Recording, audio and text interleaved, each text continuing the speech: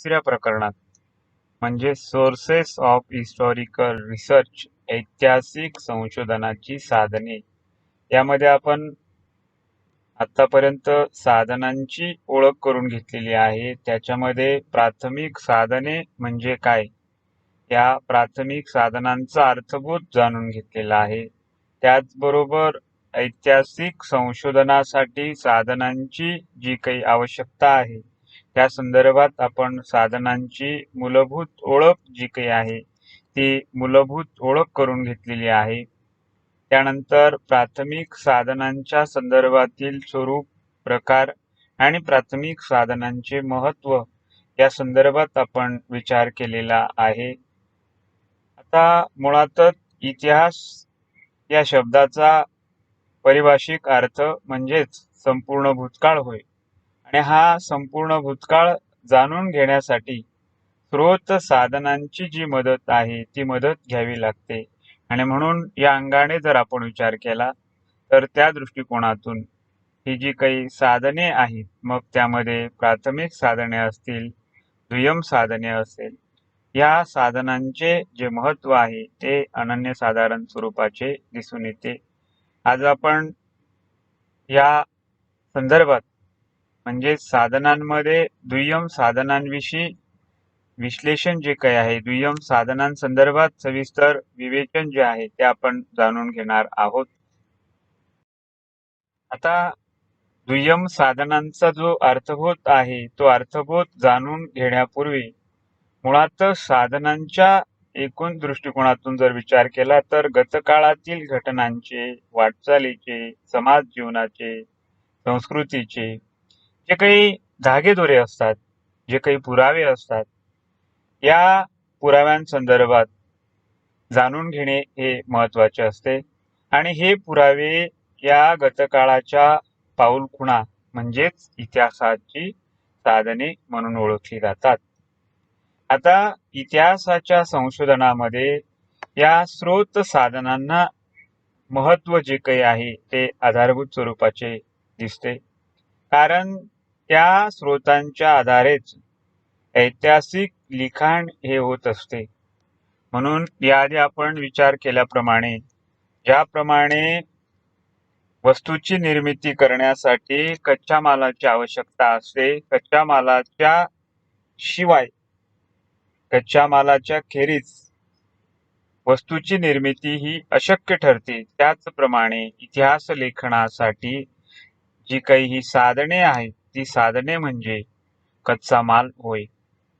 म्हणजेच या अंगाने जर आपण विचार केला तर या दृष्टिकोनातून इतिहास लेखनासाठी आधार असणारा जो काही भाग म्हणजेच साधने. आता या संदर्भात या साधनांची जी काही ओळख आहे त्यामध्ये आपण याआधी प्राथमिक साधनांची ओळख करून घेतलेली आहे. त्यानंतर आपण दुय्यम साधनांची ओळख करून घेणार आहोत. आता दुय्यम साधनांसंदर्भात जर आपण विचार केला तर यामध्ये दुय्यम साधनांचा अर्थबोध जर जाणून घेतला तर त्या अर्थबोधाचा जो काही गर्भित अर्थ आहे तो गर्भित अर्थ म्हणजेच ती घटना घडून गेल्यानंतर निर्माण झालेल्या ऐकीव माहितीवर किंवा पूर्वस्मृतीच्या आधारावर पुराविलेखीय हस्तलिखिते किंवा प्रकाशित वाङ्मय यांचा समावेश ज्यामध्ये होतो त्यांना दुय्यम साधने असे म्हणतात. किंवा प्राथमिक साधनांच्या खेरीज, प्राथमिक साधनांच्या व्यतिरिक्त इतिहास लेखनासाठी ज्या अन्य साधनांचा अवलंब केला जातो ती साधने म्हणजेच दुय्यम साधने होय. आता या अंगाने जर आपण विचार केला तर दुय्यम साधने ही देखील इतिहास लेखनासाठी उपयुक्त आणि पूरक स्वरूपाची ठरत असतात. आणि म्हणून प्राथमिक साधनांबरोबरच इतिहास लेखनासाठी दुय्यम साधनांची देखील जी काही गरज आहे ती गरज ही निश्चितच आधारभूत स्वरूपाची असते, कारण प्राथमिक स्रोत साधनांशिवाय इतिहास लेखनासाठी अशा या अन्य साधनांचा म्हणजेच दुय्यम साधनांचा अवलंब करावा लागतो. आता या संदर्भात या दुय्यम साधनांचे जे काही स्वरूप आहे ते आपण जाणून घेऊया. दुय्यम साधनांचे स्वरूप.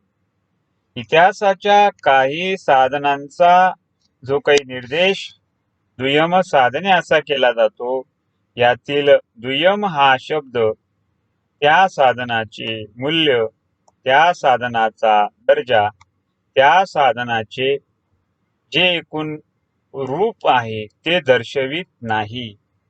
तर दुय्यम साधने दुय्यम महत्वाची असतात असेही नाही. कारण 19व्या शतकात इतिहास तज्ञांनी काही निकषाच्या आधारे ही जी वर्गवारी केलेली आहे आणि त्या वर्गवारीनुसार या साधनांचा समावेश होतो. म्हणजे दुय्यम याचा शब्दशः अर्थ घेऊन त्या संदर्भातील त्या साधनांचा दर्जा हा ठरत नसतो, तर त्यामध्ये त्यांचा समावेश हा एका वर्गवारीनुसार, निकषानुसार हा केला जातो. आता या साधनांचे स्वरूप जे काही आहे त्या स्वरूपामध्ये जर आपण सविस्तररित्या जाणून घेतले तर त्यामध्ये एखादी घटना जी आहे ती घटना घडून गेल्यानंतर अनेक वर्षांनी केवळ स्मरणशक्तीच्या आधारे लिहिलेली ग्रंथ. आता मुळातच याआधी आपण विचार केल्याप्रमाणे की एखादी घटना जी आहे ती घटना घडून गेल्यानंतर अनेक वर्षांनी दीर्घ काळानंतर स्मरणशक्तीच्या आधारावर, स्मृतीच्या आधारावर ज्या ग्रंथांची रचना केली जाते त्यांचा समावेश देखील या दुय्यम साधनांमध्ये होतो. कारण ती स्मरणशक्तीच्या आधारावर लिहिलेली असतात, ती स्मृतीच्या आधारावर लिहिलेली असतात आणि म्हणून दीर्घकाळानंतर लिहिलेली, रचलेली ही साधने ही दुय्यम साधनांमध्ये समाविष्ट होतात. त्याचबरोबर मुळातच ही साधने जी काही आहे ती ऐकीव माहितीवर आधारित, म्हणजे गतकालीन घटनेबाबत केवळ ऐकीव माहितीच्या आधारे लिहिलेले हे ग्रंथ. म्हणजे एकतर याआधी आपण जाणून घेतल्याप्रमाणे स्मरणशक्ती आणि दुसरा महत्वाचा भाग म्हणजे ऐकीव माहिती. आता याच्यामध्ये ही लिहिलेली ग्रंथ ही गतकाळातील घटनेसंदर्भात, गतकाळातील घटनेबाबत, गतकाळातील घटनेविषयी केवळ ऐकीव माहितीच्या आधारे लिहिलेली असतात. दुसऱ्या बाजूला इतिहासासंदर्भात जी काही परिपूर्णता आपण बघतो त्या परिपूर्णतेचा विचार करत असताना प्राथमिक साधनांची जिथं कमतरता भासते, प्राथमिक साधनांची जिथं उणीव दिसते, अशा ठिकाणी, अशा प्रसंगी दुय्यम साधने ही इतिहास लेखनासाठी निश्चितच परिपूर्ण स्वरूपाची ठरत असतात, आधारभूत स्वरूपाची ठरत असतात आणि म्हणून इतिहास लेखनासाठी अशा या दुय्यम साधनांचा जो काही आधार आहे, जो आधार स्रोत आहे तो या ठिकाणी उपयुक्त ठरत असतो. कारण प्राथमिक साधने जी आहे त्या प्राथमिक साधनांच्या संदर्भात चिकित्सा करून विश्वासार्ह व विश्वसनीय ठरलेल्या पुराव्याच्या आधाराने या संदर्भातील जी काही विषयाची तर्कसंगत मांडणी आहे ती मांडणी करून लिहिलेले हे ग्रंथ, ज्यांचा समावेश दुय्यम साधनांमध्ये, यांची वर्गवारी दुय्यम साधनांमध्ये केली जाते. आता मूळ साधनांच्या आधारे लिहिण्यात येणारे संशोधनपर हे ग्रंथही या वर्गामध्ये समाविष्ट करण्याचे कारण असे की त्यात इतिहास लेखक जो काही आहे तो इतिहास लेखक डोकावत असतो. म्हणजे मूळ साधने स्वायत्त स्वरूपाची नसतात. इतिहासकार त्यांचा अर्थ आपल्या मतानुसार, आपल्या कृतीनुसार, आपल्या क्षमतेनुसार, आपल्या विचारधारेनुसार लावत असतो. आणि या दृष्टीने जर आपण बघितले तर त्यामध्ये इतिहासकार देखील, यजकार जे काही आहे ते देखील असेच म्हणतात की घटिते स्वतः बोलत नाही तर त्यांना बोलते करणारा इतिहासकार असतो. म्हणजे जे काही पुरावे आहेत त्या पुराव्यांचा अन्वयार्थ जाणून इतिहासकार इतिहासाची मांडणी करतो. अशा परिस्थितीमुळे मूळ आधारावर लिहिलेली इतिहास ग्रंथ कितीही विद्वत्तापूर्ण असले तरी ती दुय्यम साधनच आणि दुय्यम साधने म्हणून मानली जातात. उदाहरणार्थ G.D. कोसंबी यांच्यासारख्या प्रज्ञावंत संशोधकांचा देखील म्हणजे त्या संदर्भातील त्यांनी प्राचीन भारतीय इतिहासाचे जे काही भौतिकवादी भाष्य करणारे जे लेखन केलेले आहे किंवा अगदी जदुनाथ सरकारांचा मुघल सम्राट औरंगजेबावरील अभ्यासपूर्ण ग्रंथ असेल, यांचाही समावेश हा दुय्यम साधनांच्या वर्गात समाविष्ट होतो. म्हणजे कारण या संदर्भातील ही जी काही स्मरणशक्तीच्या आधारावर ऐकीव माहितीच्या आधारावर जी लिहिलेली ग्रंथ आहेत या ग्रंथांचा समावेश हा दुय्यम साधनांमध्ये होतो. आणि म्हणून अशी ही जी काही ही दुय्यम साधने आहेत ती दुय्यम साधने इतिहासाला परिपूर्ण रूप देण्यासाठी घटनेबाबतची माहिती देणारे माध्यम म्हणून देखील इतिहास लेखनाचा आधारस्रोत म्हणून ही साधने ही उपयुक्त ठरत असतात. आणि निश्चितच या साधनांचे जे महत्व आहे ते या अंगाने इतिहासाला परिपूर्ण रूप देण्यासाठी घटनेबाबत सविस्तर माहिती जाणून घेण्यासाठी देखील उपयुक्त ठरत असते. त्यानंतर दुय्यम साधनांची उपलब्धता. आता यामध्ये या दुय्यम साधनांच्या उपलब्धते संदर्भात जर आपण जाणून घेतले तर त्यामध्ये इतिहास संशोधनात प्राथमिक साधनांबरोबरच दुय्यम साधनांना देखील तितकेच महत्व असते. दुय्यम साधने ही प्राथमिक साधनांवर बऱ्याच प्रमाणात अवलंबून असतात. आणि अशा या दुय्यम साधनांमध्ये जर आपण विचार केला तर त्या दुय्यम साधनांमध्ये उदाहरणार्थ बकरी असतील, वंशावळी, कुळांचा इतिहास, मजहर, करिणे, शकावल्या, पोवाडे, खंडकाव्य, ऐतिहासिक म्हणी यांचा समावेश होतो. आजही आपल्याला छत्रपती शिवाजी महाराजांची जी काही थोरवी सांगणारे विविध पोवाडे ऐकावयास मिळतात.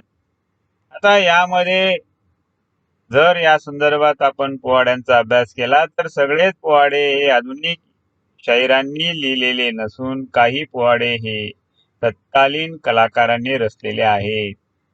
तसेच पेशवाईच्या संदर्भात पेशवाईच्या काळात अगदी रामशास्त्री असतील, होनाजी बाळा असतील यासारख्या शाहिरांनी लिहून ठेवलेले स्तुती कवणे आजही उपलब्ध आहेत.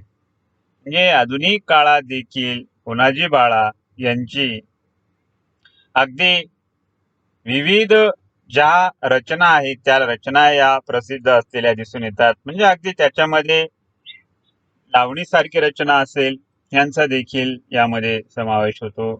विविध बखरींच्या माध्यमातून देखील आपल्याला तत्कालीन समाज व्यवस्था जी काही आहे ती समाज व्यवस्था, त्याचबरोबर राजांची धोरणे या संदर्भातील माहिती मिळते. बऱ्याच बखरी घटना घडून गेल्यानंतर जरी लिहिलेल्या असल्या तरी त्या पूर्णपणे सत्य किंवा पूर्णपणे असत्य आहेत असे म्हणता येत नाही. त्यामधील अतिरंजिकता किंवा कपोलपितता असली तरी काही प्रमाणात त्यातील माहिती विश्वसनीय आहे असेच मानावे लागते. दुय्यम साधनांपैकी उपलब्ध असलेले आणखी एक महत्वाचे साधन म्हणजे ऐतिहासिक म्हणी. या म्हणींचा शोध घेण्याचा फारसा प्रयत्न झाला नसला तरी आज देखील विविध म्हणी प्रत्यक्ष व्यवहारात वापरल्या जातात. अगदी उदाहरणार्थ गड आला पण सिंह गेला. अशा ज्या काही विविध म्हणी आहेत त्या म्हणी या प्रत्यक्ष व्यवहारात वापरल्या जातात आणि म्हणून या संदर्भातील जी काही ही विविध साधने आहेत त्या साधनांचे जतन विविध अभिलेखागारात आधुनिक काळात करण्यात आलेले आहे. म्हणजे दुय्यम साधने रूपी विविध जे काही प्रकार आहेत त्यामधील सर्व साधनांचे जतन, सर्व साधनांचे संवर्धन आणि या साधनांची जोपासना करण्याचे एक मूलभूत काम, महत्त्वाचे काम ऐतिहासिक संशोधनाच्या दृष्टिकोनातून अतिशय महत्त्वपूर्ण असं काम ही अभिलेखागार जी काही आहेत त्या अभिलेखागारांच्या माध्यमातून केले जाते. आणि म्हणून ही जी काही महाराष्ट्रातील सर्व अभिलेखागार आहेत ही अभिलेखागार या साधनांचे जतन करणारे स्रोत म्हणून, या साधनांचा जतन करणारा एक अवशेष म्हणून आणि या साधनांचे संवर्धन करणारा एक स्रोत म्हणून ओळखले जातात. एकूणच या संदर्भात जर आपण सारांश रूपामध्ये जर विचार केला तर या व्हिडिओद्वारे आपण दुय्यम साधनांचा जो काही अर्थबोध आहे तो अर्थबोध सर्वप्रथम जाणून घेतला. त्यानंतर दुय्यम साधनांचे जे स्वरूप आहे ते स्वरूप आपण जाणून घेतले. त्यामध्ये दुय्यम साधनांचा शब्दशः अर्थ न घेता ही वर्गवारीनुसार केलेली रचना आहे असा जो काही मर्मदृष्टिकोन आहे हा मर्मदृष्टिकोन विचारात घेणे हे या ठिकाणी महत्त्वपूर्ण ठरते.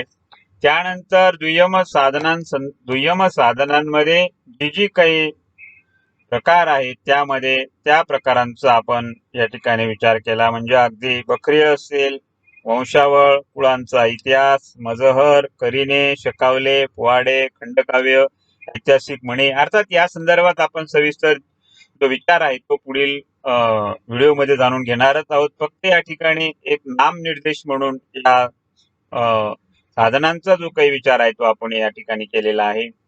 त्यानंतर दुय्यम साधनांची उपलब्धता कशा पद्धतीने होते या संदर्भात आपण विचार केलेला आहे. आणि अशा या दुय्यम साधनांच्या एकूण ओळख संबंधी या व्हिडिओद्वारे आपण जाणून घेतलेले आहे. आणि या दुय्यम साधनांचे जे काही विभिन्न प्रकार आहेत त्या प्रकारांसंदर्भात सविस्तर विवेचन जे काही आहे, सविस्तर विश्लेषण जे काही आहे, सविस्तर मर्मदृष्टिकोन जो काही आहे तो आपण पुढील व्हिडिओद्वारे जाणून घेणार आहोत. या ठिकाणी थांबूया. धन्यवाद.